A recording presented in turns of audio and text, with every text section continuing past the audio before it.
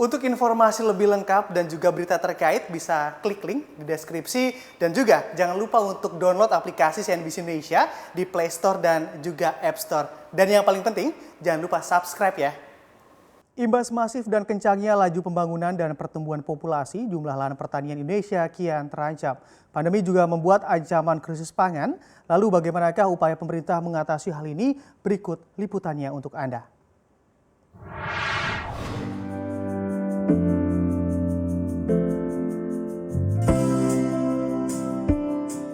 Gemah Ripah Loh Cinawi.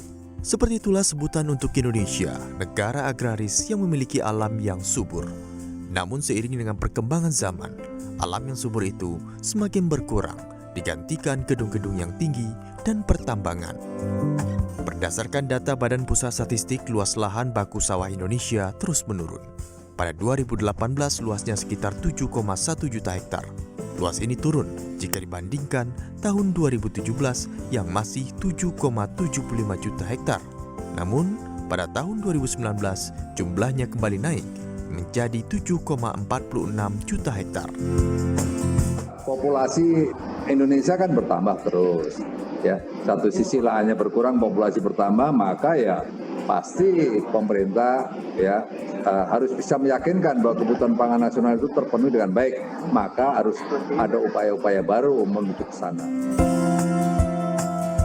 Saat pandemi merajalela di periode kuartal 2 2020, Presiden Jokowi pun sudah memperingatkan bahwa sejumlah wilayah pasokan pangannya terancam.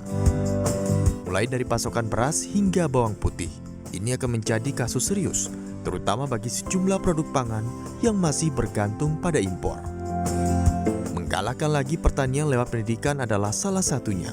Sekolah menengah kejuruan dan vokasi didorong untuk terlibat langsung dalam proyek ketahanan pangan ini lewat penyesuaian kurikulum. Mereka akan belajar bagaimana untuk budidaya, bagaimana untuk proses pasca produksi dan lain sebagainya. Dan ketika mereka lulus, mereka kompeten, mereka bisa berusaha sendiri atau barangkali bekerja untuk orang lain.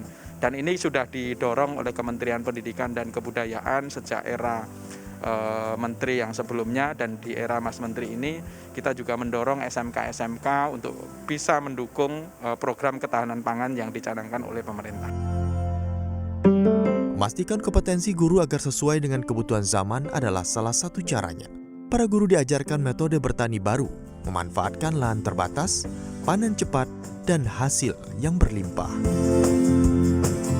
Sekali guru-guru ini kan kemarin diberikan materi-materi atau bahan ajar yang kurang update, masih diberikan kepada siswa.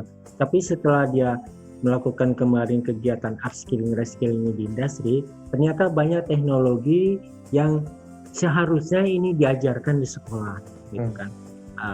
Jadi ada tambahan ilmu dan pengetahuan dan wawasan bagi guru-guru. Center for Indonesia Policy Studies menyebutkan pandemi COVID-19 menyebabkan jumlah tenaga kerja di sektor pertanian Indonesia terkontraksi 4,87% tahun ini.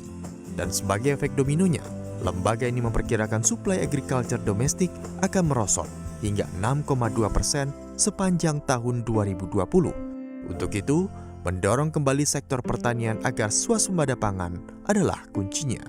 Eko Frimandani, CNBC Indonesia.